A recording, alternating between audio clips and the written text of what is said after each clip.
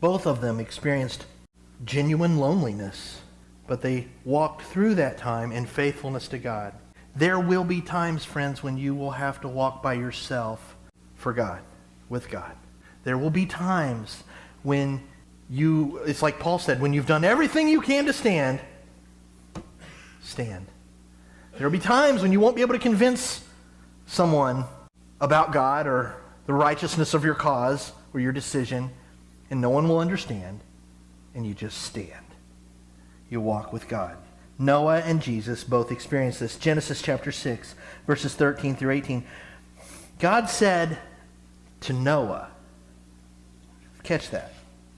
It doesn't say he said to Noah's neighborhood, or to Noah's family, or to Noah and his wife, or to Noah and his kids. No. God said to Noah, I'm going to put an end to all people, for the earth is filled with violence because of them. Have you ever been saddled with news that is huge, and you're the only one that knows it?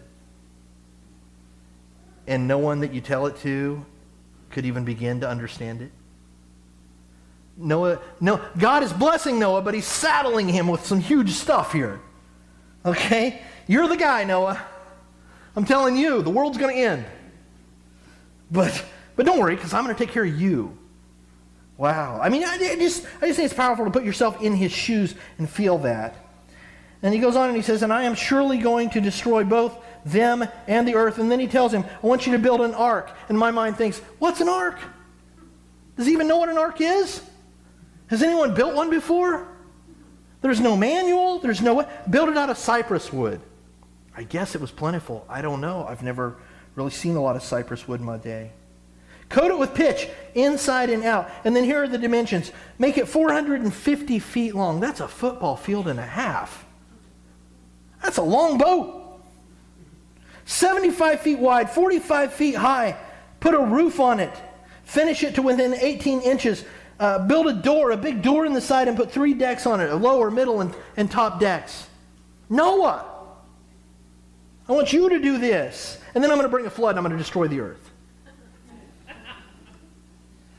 But in verse 18 he does say, but I will establish my covenant with you, and you will enter the ark, you and then he adds, your sons and your wife and your sons' wives with you. There's so many things we're not told. We don't know how old Noah was at this time. We know he was 600 when he entered the ark. You ever watched a special, like a History Channel special, like on the making of the Titanic? I mean, they have thousands of workers building this thing. And I know it was a whole different kind of construction. It was steel and all that kind of thing. But I just think of the massive amount of labor that went into building that one boat.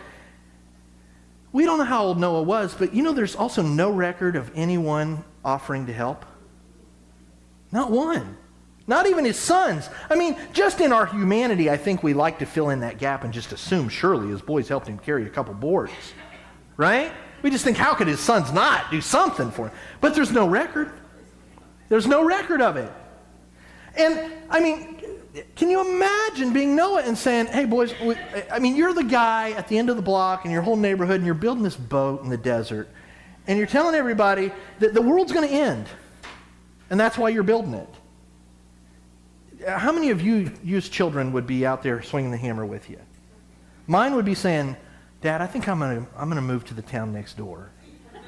Because my friends, they think you're nuts. I mean, I don't know. We're just speculating. There's nothing in the text that says it. But I just get this image that Noah was very alone in all of this. Very alone. But he's faithful. And he walks through it. And he does it. And however long it took him to build it, he built it. Peter, in 2 Peter, I believe it's chapter 2, Peter in 2 Peter chapter 2, verse 5, calls Noah a preacher of righteousness. Now, the word preacher there means proclaim. He proclaimed righteousness. Doesn't necessarily mean he had a pulpit, but he proclaimed righteousness with his life by being the only guy on the block with an ark. By being the guy being faithful to God. The conversation had to come up. Why are you building it, Noah? Because God's going to destroy the world because of your wickedness. And remember, he's talking to people whose every inclination of their heart was only wicked all the time. So they're not, it's amazing. I don't know how long it took him to build it. A long time. He's a preacher of righteousness. There's not a record of a single convert. Not one person said, oh, okay, I get it, Noah. I'm a believer. Nobody. But Noah was faithful. He never wavered. He fulfilled his mission. And because he fulfilled his mission, the result was life preserved on the earth. We're still here. Noah comes out on the other side and a brand new covenant is made, and we have this beautiful symbol of a rainbow today of God's faithfulness and his promise that he'll never destroy the earth again by flood. Beautiful. And all those people that create murals for nurseries and churches have a job. It's beautiful. Really, I know that's kind of silly, but you know what I'm saying? Good things.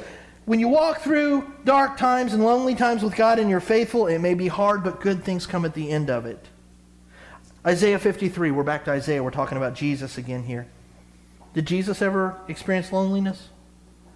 Did Jesus ever have to walk a hard path by himself? Isaiah 53:3. He was despised and he was rejected by men, a man of sorrows and familiar with suffering. Like one from whom men hide their faces, he was despised and we esteemed him not. I want you to think about the faithfulness of Jesus walking a lonely road, the Passion of the Christ. My favorite line in that movie is in the middle of that scene where he's carrying the cross and someone comes to help him, and I believe it's his mother in the scene, and he says, "Behold, I make all things new." And I cry every time I see it. Because he did. He made everything new. And I just don't want anyone to leave here today thinking that the gospel, don't cheapen the gospel to fire insurance. Don't cheapen the gospel to saying it just keeps you out of hell or whatever. Understand that Jesus came to give you newness of life. Brand new. Start over. Old things are gone. New things have come. The Spirit of God lives inside of you. You're his child. And you can be brand new today. And so, if you're not sure that you're sure that you know Christ today, come today. We're going to give you an opportunity to come and pray. And know, when you see that, understand there's nothing you can do that can separate you from God's love. He did that before you even repented. He did that just to make it possible for you to come into the family.